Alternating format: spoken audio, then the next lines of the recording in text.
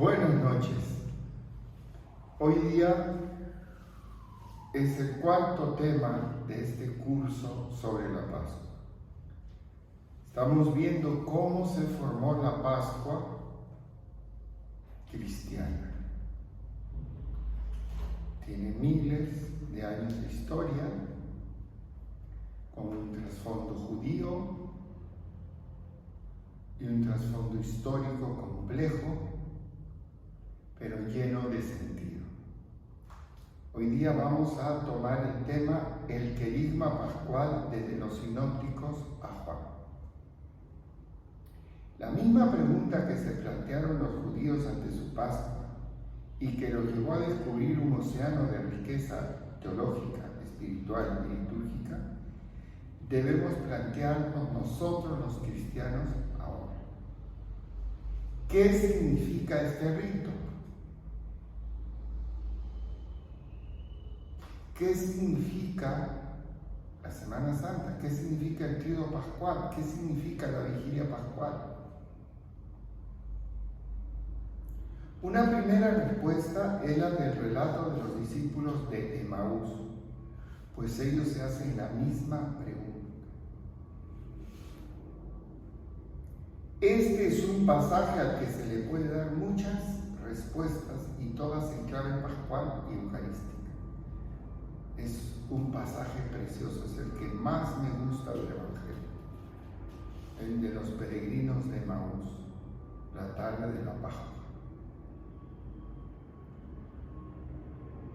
La pedagogía de Dios y la mente humana, por gracia divina, se complementan y van profundizando poco a poco en el misterio de Dios.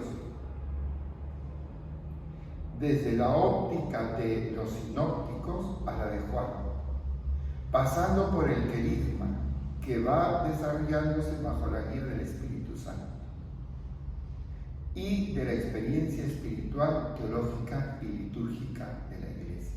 Explico acá. En la liturgia celebramos lo que creemos. Y lo que creemos lo celebramos en la liturgia. Por eso en la liturgia no pueden haber aditivos extraños a la fe cristiana. Eso es importantísimo. La liturgia empieza a desarrollarse en el cristianismo desde la primera hora.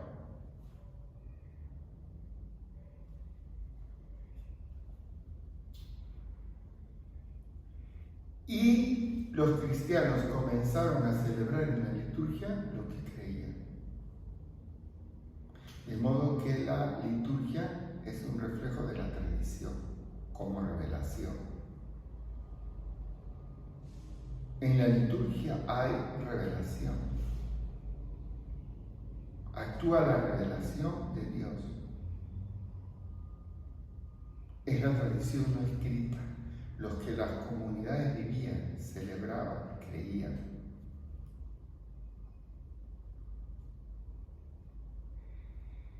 A pesar de las diferencias entre los sinópticos y Juan, la esencia es la misma y la consonancia teológica es total y profunda. Cada gesto de la cena apunta hacia el Calvario, mientras que por otro lado, detrás de la escena del Calvario se vislumbra diáfanamente la cena eucarística de la comunidad cristiana. Y no puede ser de otro modo, porque tanto los sinópticos como Juan son herederos de la cena pascual.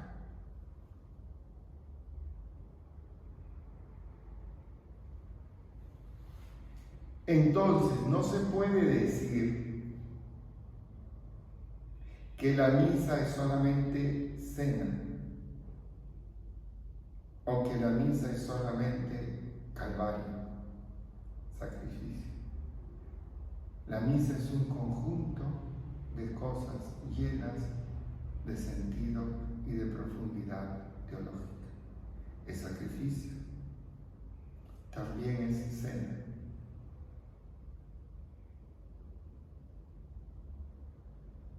Entonces,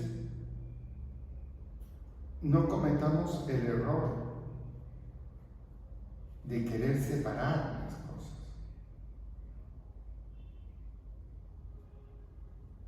¿Cuáles son los temas dominantes del querigma pascual? Primero, el primer tema es: anunciaréis la muerte del Señor. Hecho central es la muerte del Señor, porque es una muerte salvífica, tanto en Juan como en los sinópticos.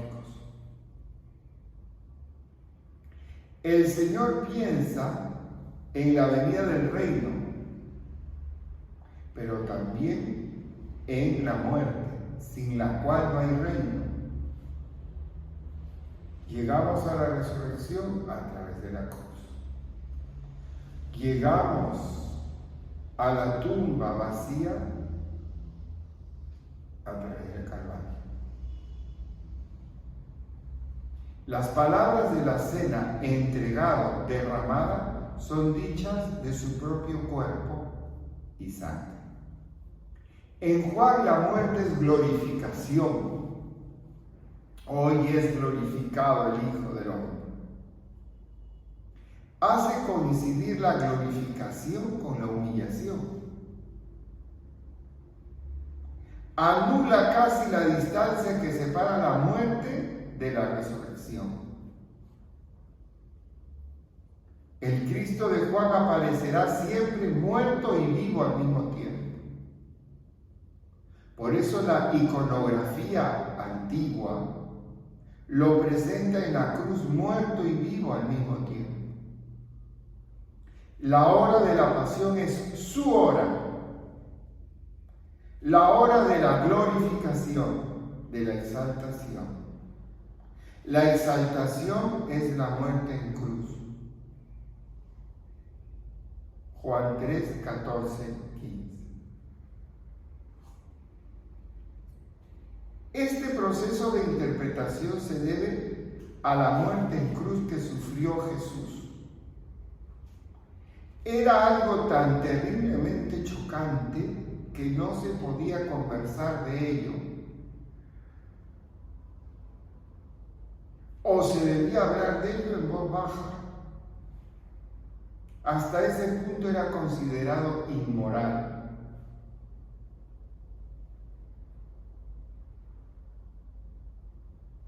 Era necesario que la muerte ignominiosa en la cruz encontrara rápidamente en el mismo anuncio su justificación histórica. Cristo ha muerto inocente por envidia de los jefes. Su confirmación profética, dicha muerte ha sido anunciada, predicha.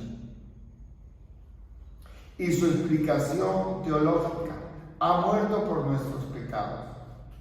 En el mismo hablar de la muerte se tenía que explicar todo esto.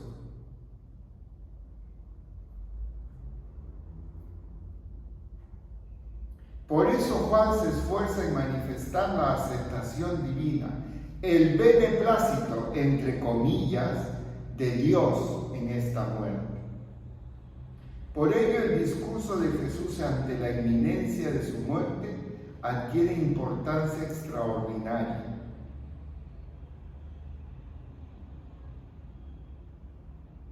Juan 12, 23, 33. Por si acaso, quien quiera el curso escrito, me escribe por el WhatsApp y yo se lo mando para que lo imprima y lo tengan y lo puedan leer. El otro tema dominante del querigma pascual, el segundo tema, es para remisión de los pecados. Según Mateo, es una muerte expiatoria, es decir, para remisión de los pecados, y vicaria, es decir, por muchos. Vicario significa el que hace las veces de. El Papa es el vicario de Cristo, es el que hace las veces de Cristo.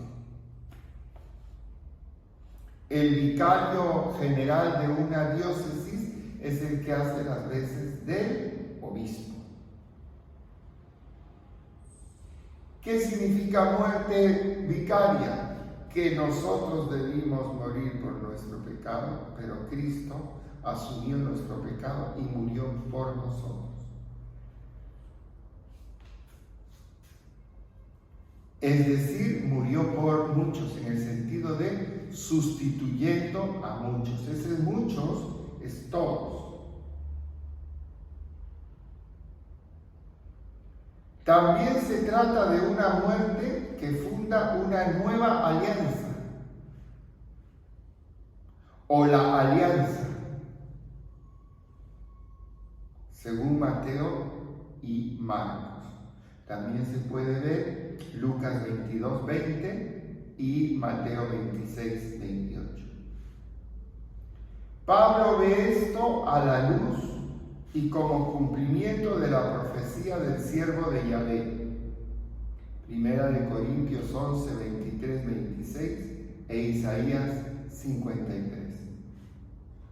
Mateo y Marcos lo colocan en la línea del sacrificio de la alianza. Éxodo 24, 8. Juan condensa y sobrepone muchas realidades misteriosas. Del costado traspasado de Cristo salen sangre y agua. Juan 19, 34, 35, primera de Juan 5, 6. En el agua y en la sangre están simbolizados el bautismo y la Eucaristía. El bautismo en el agua, la Eucaristía en la sangre. Así como los dos bautismos, el de agua y el de sangre. Explico. Hay el bautismo de agua que hemos recibido todos. Y el bautismo de sangre es cuando alguien está preparándose para el bautismo y muere por la fe. O alguien que ha deseado convertirse y lo ha pospuesto por A o B razones y muere por la fe. Ese morir por la fe es el bautismo de sangre. Derrama la sangre por Cristo. Es cristiano.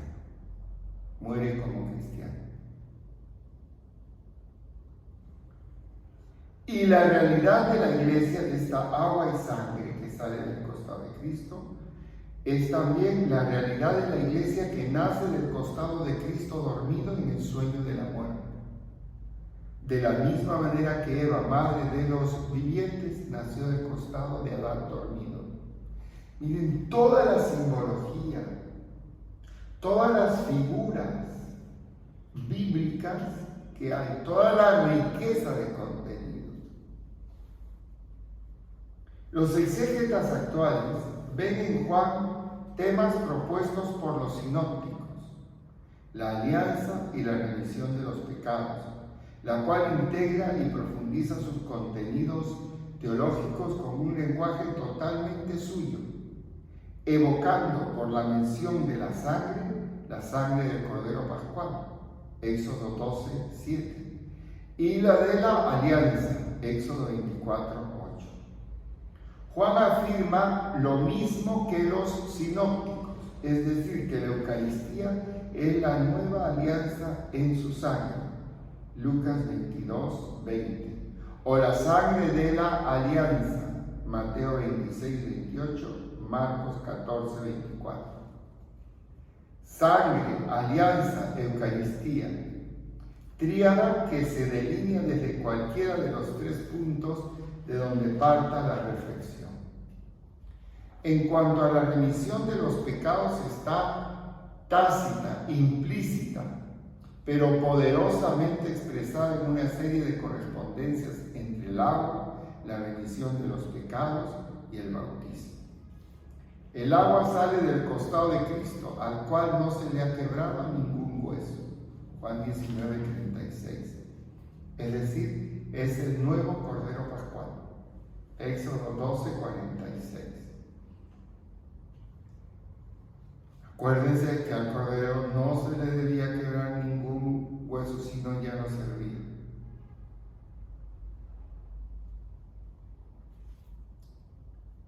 La prerrogativa del nuevo Cordero Pascual, Cristo, anunciada desde el principio del Evangelio de Juan 1:29.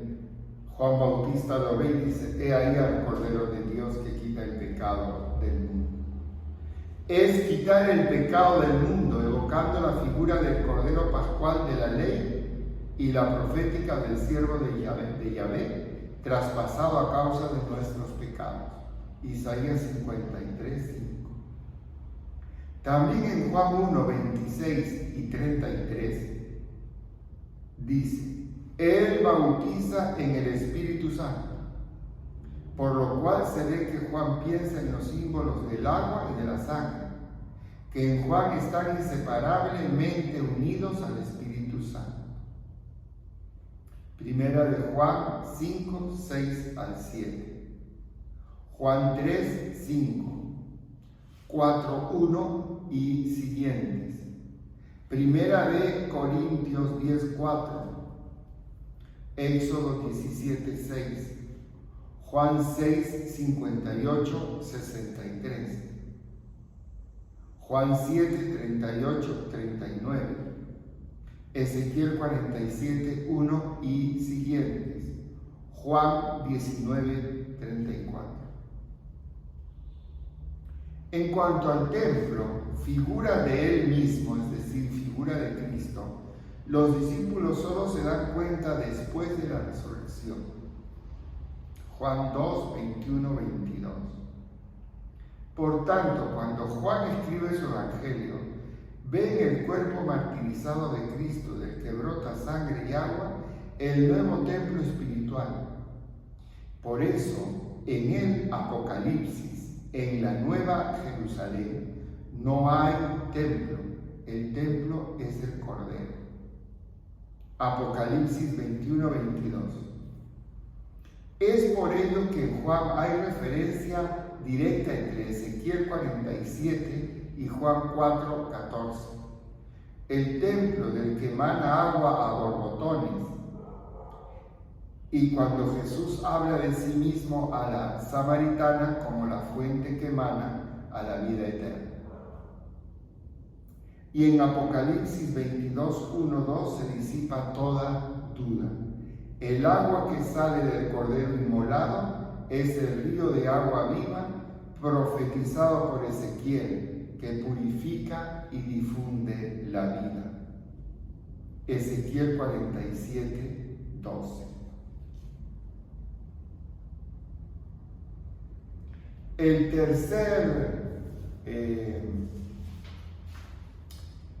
tercer tema del querigma pascual es en espera de su venida. En los sinópticos no falta el tema escatológico en la Pascua de Cristo. El banquete mismo es el símbolo por excelencia de la salvación definitiva en el reino de Dios. La última cena anticipa la cena del cumplimiento final en el reino. Marcos 14:25, Lucas 22:16, 22:30. Por eso la Eucaristía, nacida en la última cena, recuerda la muerte del Señor y al mismo tiempo su venida, porque ha resucitado. Primera de Corintios 11:26. La Eucaristía entonces es una antelación, una anticipación del banquete del Rey. Cada Eucaristía. Juan nos hace ver la escatología de la Pascua en la realidad profética del Apocalipsis. Es la continuación de la escena del Gólgota del Evangelio de Juan. Es el sacrificio del Cordero visto desde el otro lado. más allá del velo de la muerte. El pontífice de los bienes futuros ha atravesado el velo para entrar en el Santo de los Santos con su propia sangre, después de haber conseguido la redención eterna para toda la humanidad. Hebreos 9, 11, 12. A este cordero no se le quebró ningún hueso. Erguido de pie, es decir, resucitado, tiene todavía las cicatrices frescas de la pasión. Apocalipsis 5, 6. De este modo, Juan une tipológicamente el fin con el principio, es decir, las bodas que celebró el pueblo elegido con Yahvé en el desierto después de la liberación de Egipto, Oseas 2:16, son llevadas a su plenitud en las bodas del Cordero con la Iglesia, y llegarán a su plenitud después de su éxodo terreno en el reino. El cuarto tema del querigma es: estaba muerto, pero estoy vivo por los siglos. La Pascua de los sinópticos es también y sobre todo el sacramento de la presencia real de Cristo en el tiempo de la Iglesia. El tiempo entre la primera Pascua cristiana y el reino de Dios. Cristo lo llena con su presencia viva como víctima eucarística. Es decir, la primera Pascua cristiana y el reino de Dios son unidos por la Eucaristía,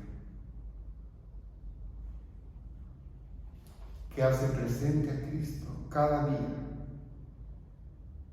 en todas las generaciones cristianas y en todas las épocas de la Iglesia, hasta el final de los tiempos. Cristo se perenniza en la Eucaristía.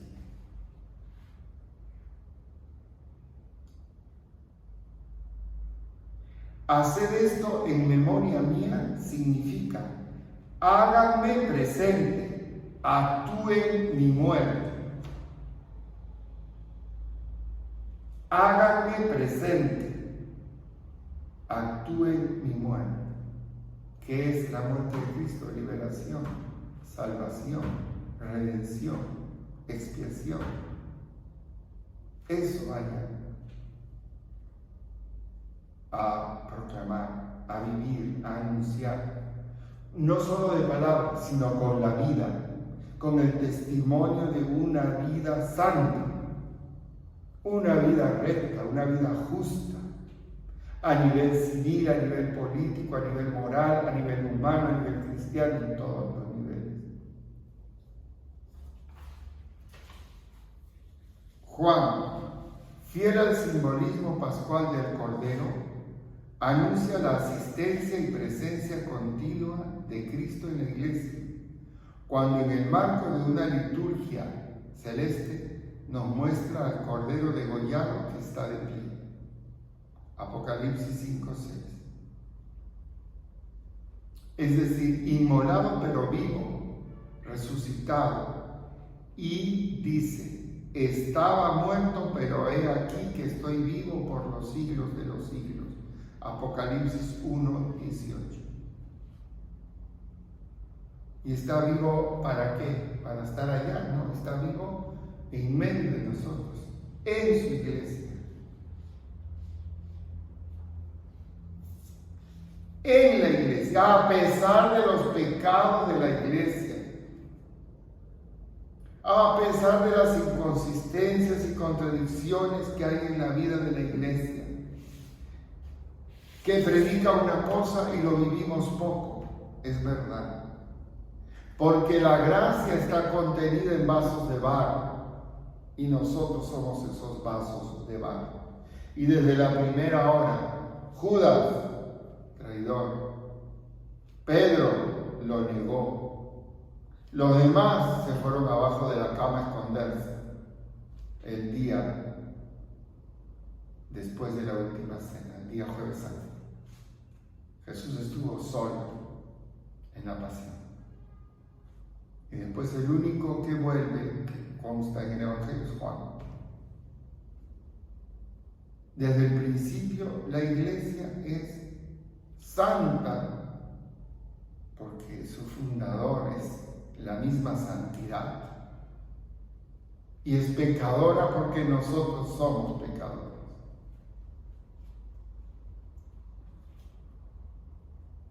Para Juan, la resurrección es la nueva condición espiritual de la víctima, del cordero degollado, resucitado, de Apocalipsis 5:6. Y es el vínculo entre la Pascua judía y la Pascua cristiana. La víctima que toma el lugar del cordero se convierte en el verdadero cordero que quita el pecado del mundo y está vivo porque ha resucitado. Por el aspecto eucarístico, el banquete pascual se renueva esencialmente.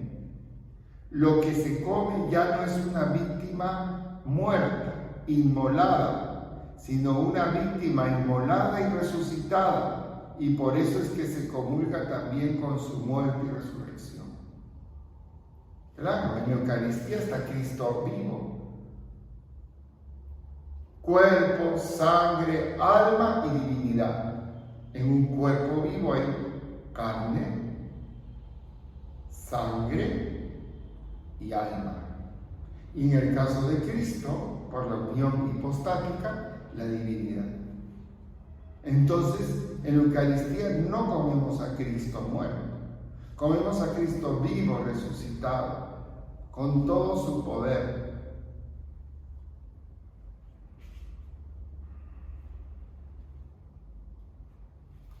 Cristo, a pesar de su muerte, sigue presente en el horizonte de la historia.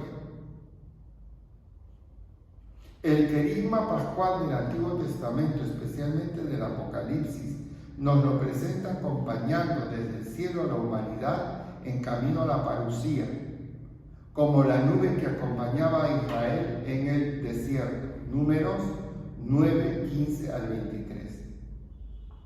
La liturgia pascual del Apocalipsis se cierra con una enésima referencia al Éxodo, para declarar inaugurada la fase definitiva del ciclo pascual comenzado en la noche de la salida de Egipto. Apocalipsis 5, 9 y 10. El reino sacerdotal que Yahvé se creó en el Éxodo se ha extendido por Cristo a toda la humanidad. Cada pueblo se ha convertido en pueblo elegido. Juan ha sido el gran teólogo de la Pascua, el que más que ningún otro ha excavado en profundidad en el misterio pascual de Cristo, utilizando hasta el fondo el simbolismo pascual por excelencia, el del Cordero.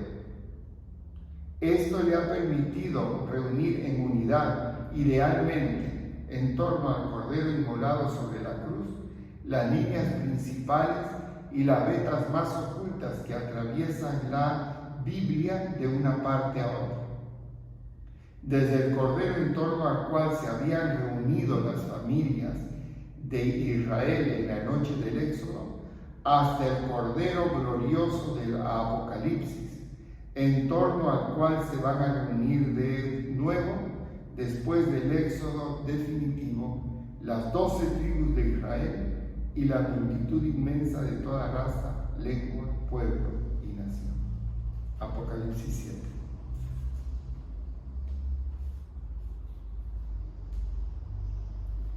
Esto es la Pascua.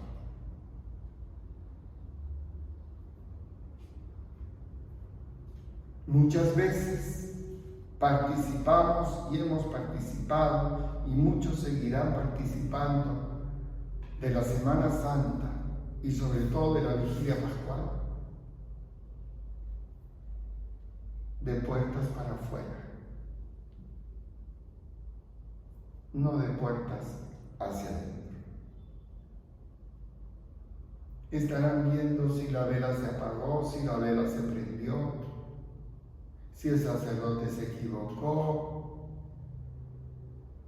Estarán pendientes del desorden a la hora de entregar entrar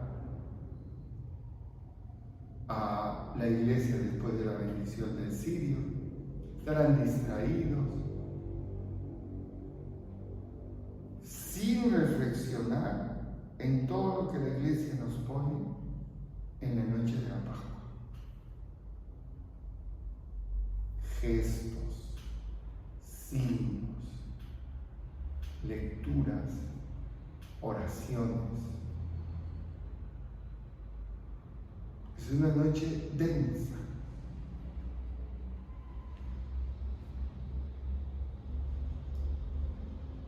Que el Señor nos bendiga, nos guarde de todo mal, nos lleve a la vida eterna y nos vayamos preparando a la Pascua, ya cercana. Hoy día es lunes de la primera semana de Cuaresma, 7 de marzo. El 17 de abril es domingo de Pascua. La noche entre el 16 y el 17 de abril estaremos en la vigilia pascual, inmersos en la gran vigilia pascual. Ojalá participemos en ella con el corazón de María, con el corazón de los santos. Buenas noches.